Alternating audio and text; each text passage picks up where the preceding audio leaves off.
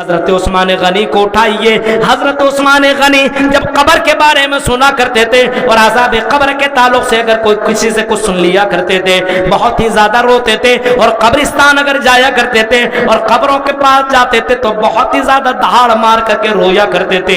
میرے پیارے ساتھیوں, اپنے اندر بدلاؤ لانا ہے تو کبھی کبھی قبروں کی بھی زیارت کر لیا کرو, کبھی کبھی قبرستان بھی چلے جایا کرو, کبھی کبھی ان قبروں کے پاس جایا کرو اور سوچا کرو یہاں بھی تو میرا بھائی دفن ہے, میری بہن دفن ہے, میرا رشتہ دار دفن ہے, بڑے پیسے والا آدمی تھا وہ بھی تو یہاں دفن ہے, ایک نہ ایک دن مجھے بھی دفن ہونا ہے. امام کائنات نے تو اسی کا تذکرہ کیا تھا اور آپ نے فرمایا تھا فَذَرُوهَا فَإِنَّهَا تُذَكِّرُكُمُ الْمَوْتِ, اے لوگوں موت کو یاد کرو. فَذَرُوهَا, اے لوگوں اس قبر کی زیارت کیا کرو, قبرستان میں جایا کرو. آج مسلمانوں کے اندر قبرستان میں جانے کا آج رواج ختم ہو چکا ہے. آج قبرستان نہیں جاتا ہے, کبھی اس بازار میں گیا تو کبھی اس بازار میں گیا, کبھی یہاں بھاگا تو کبھی وہاں بھاگا, اور جلسوں میں بھی آتا تو وہی بازار ہی کی سلسلے میں میلہ لگے گا, ہاں لڑکیاں آئیں گی, چلو انجوائے کرتے مستی کرتے, یہ جلسے بھی آتے لیکن مقصد سننے کے مقصد سے نہیں, اپنے اندر اصلاح پیدا کرنے کے مقصد سے نہیں. جلسوں کے اندر بھی آتے ہیں تو وہی میلہ ٹھیلا کے چکر میں آتے ہیں. چلو جا کر کے ہم بازار کا معائنہ کر لیں گے اور چلو ہم جا کر کے انجوائے کر لیں گے.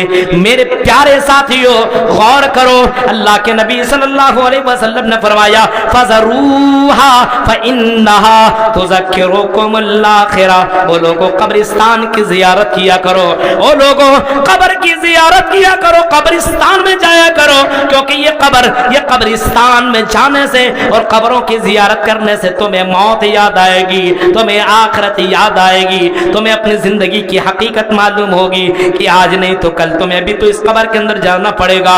آپس میں دشمنی رکھ کر کے کیا فائدہ, شراب پینے سے کیا فائدہ اور زنا کرنے سے کیا فائدہ, مجھے قبر کے اندر جا کر کے مجھے جواب دینا پڑے گا. میرے پیارے ساتھیوں اگر یہ ذہن کے اندر بیٹھا لو اور مہینے کے اندر ایک مرتبہ اگر تم قبرستان کی زیارت کر لو تو تیرے اندر بدلاؤ آ سکتا ہے, تیرے اندر چینجنگ آ سکتی ہے. یہ ہونا چاہیے.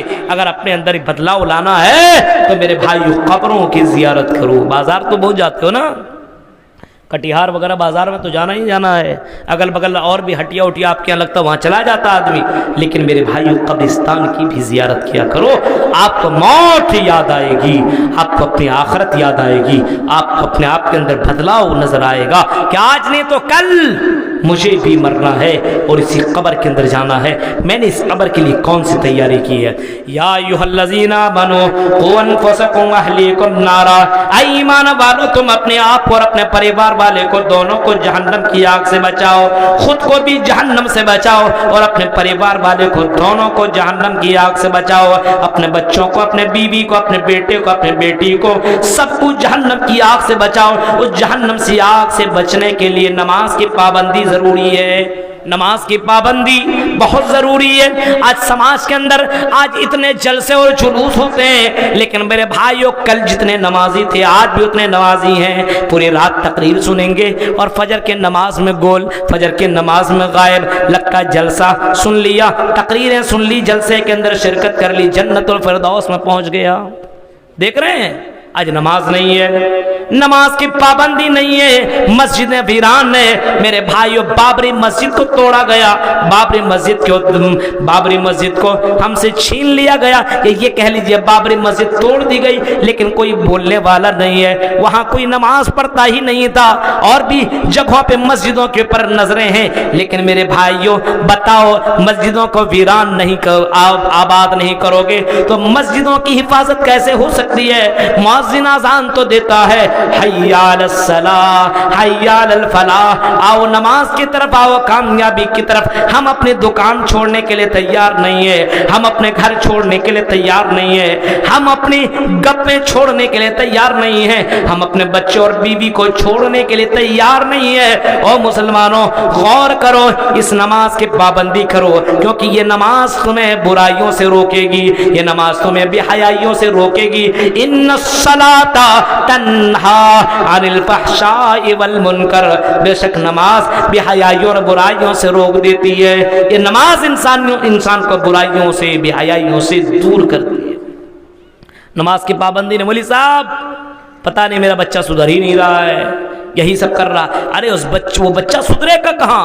اس بچے کو آپ نے تربیت نہیں دی ہے، اس بچے کو آپ نے اسلام کا پابند نہیں بنایا ہے، آپ خود پابند نہیں ہے. اذان آپ بھی سنتے، نماز پڑھنے نہیں جاتے، تو آپ کا بیٹا کہاں سے نماز پڑھے گا؟ مروا اولادکم بالصلاۃ، اپنے بچے کو نماز پڑھنے کا حکم دو. وہم ابناء 7 سنین، جب بچہ 7 سال کا ہو جائے تو بچے کو نماز پڑھنے کا حکم دو.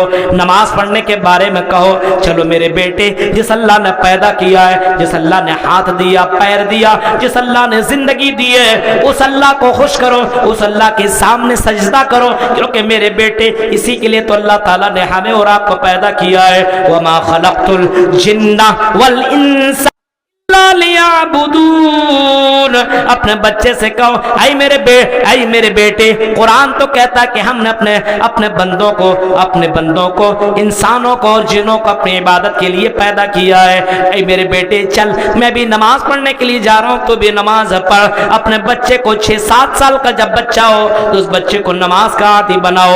جب بچہ سال کا ہو جائے، وہم ابناء 10 سنین وضربوہم، جب بچہ سے نہیں بلکہ 10 سال کا ہو، اور جب بچہ نماز نہ پڑھے، تم نماز پڑھنے کے لیے جا رہے ہو لیکن آپ کا بیٹا نماز نہ پڑھتا ہے، آپ جا رہے ہو نماز پڑھنے کے لیے، ظہر عصر مغرب عشاء فجر کی نماز پڑھ رہے ہو، لیکن آپ کا بیٹا نماز نہیں پڑھ رہا ہے، تو آپ اپنے بیٹے کو مار کر کے نماز پڑھاؤ، اپنے بیٹیوں کو مار کر کے نماز پڑھاؤ. آج ایسا ہے، باپ ہی نماز نہیں پڑھ رہا تو بیٹا کہاں سے نماز پڑھے؟ ماں نماز نہیں پڑھتی ہے تو بیٹیاں نماز کہاں سے پڑھے؟ اور میری بہنوں، اپنی بیٹیوں کو نمازی بنانا ہو تو خود نمازی بنو، اپنے بیٹوں کو نمازی بنانا ہے تو خود نمازی بنو. آپ نماز نہیں پڑھتے تو آپ کا بیٹا کہاں سے نماز پڑھے گا؟ آپ نماز نہیں پڑھتی ہو تو آپ کی بہو کہاں سے نماز پڑھے گی؟ آپ نماز کا سلسلہ اپنے یہاں قائم کرو اور نماز کا سلسلہ اپنے یہاں جاری رکھو. نماز کا تعلق اسلام کے اندر اتنا زبردست ہے کہ اگر میدان جہاد کے اندر اگر گئے ہو اور اگر جنگ چل رہی ہو، لڑائی بھی چل رہی ہو، تو اسلام یہ کہتا ہے کہ آدھے لوگ جنگ کریں، آدھے لوگ لڑائی لڑیں اور آدھے لوگ نماز پڑھیں. ایسی حال میں بھی نماز معاف نہیں ہے. اگر کھڑے نماز پڑھنے کی طاقت نہیں ہے تو بیٹھ کر کے نماز پڑھو، اور بیٹھ کر کے طاقت نہیں ہے تو لیٹ کر کے نماز پڑھ، اور وہ بھی طاقت نہیں تو اشارے سے نماز پڑھ. حتی یاتیک الیقین واعبد ربک حتی یاتیک الیقین.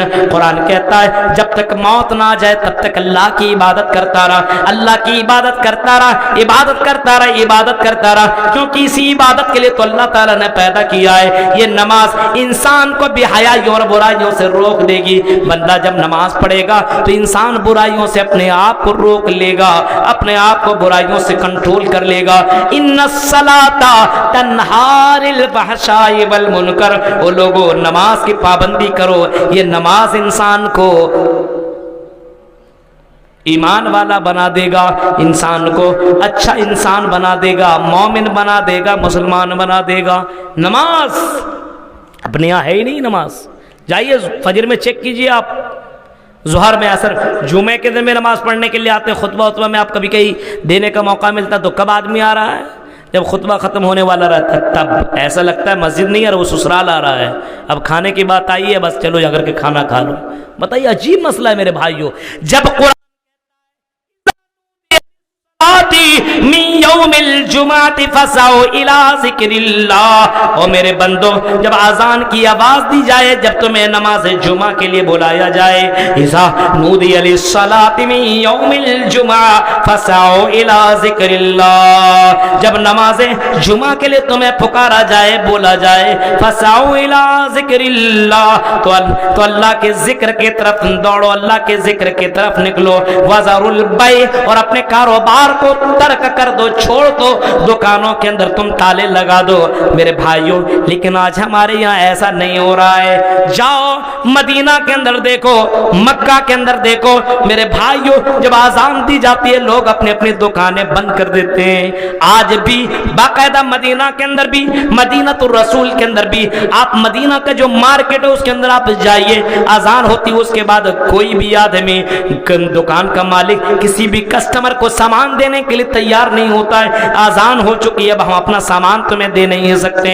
میرے پیارے ساتھیوں غور کرو, لیکن آج اپنے یہاں آزان ہوتی ہے کوئی مطلب نہیں ہے, کاروبار جاری ہے, کاروبار آدمی کر رہا ہے. لوگوں نے رزاق کو بلایا رزق کی چکر میں, رزق کی چکر میں لوگوں نے رزاق کو بھول بیٹھا ہے. میرے پیارے ساتھیوں نماز کی پابندی کرو, نماز کی پابندی کرو, ہر حال میں نماز کی پابندی کرو, نماز کا خیال کرو. اللہ کے نبی صلی اللہ علیہ وسلم آخری وقت کہہ رہے تھے آپ اس دنیا کو چھوڑ رہے ہیں, اس دنیا کو چھوڑ کر کے جا رہے ہیں, لیکن اپنے صحابہ کو, اس امتی کو باقاعدہ وصیت کرتے ہوئے جا رہے ہیں. او لوگو الصلاۃ الصلاۃ الصلاۃ وما ملکت ایمانکم, او لوگو نماز نماز نماز کا خیال کرنا, وما ملکت ایمانکم, اور اپنے ورکر کے ساتھ اچھا سلوک کرنا.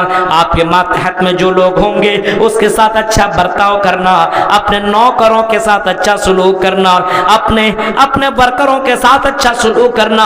یہ کون کہہ رہے ہیں؟ جناب محمد رسول اللہ آخری وقت میں لوگوں سے کہہ رہے کہ نماز چھوڑنا نہیں, نماز کی پابندی کرنا, کیونکہ کل قیامت کے دن پہلا سوال, پہلا کوشچن بندوں سے کیا جائے گا, اولو ما یحاسب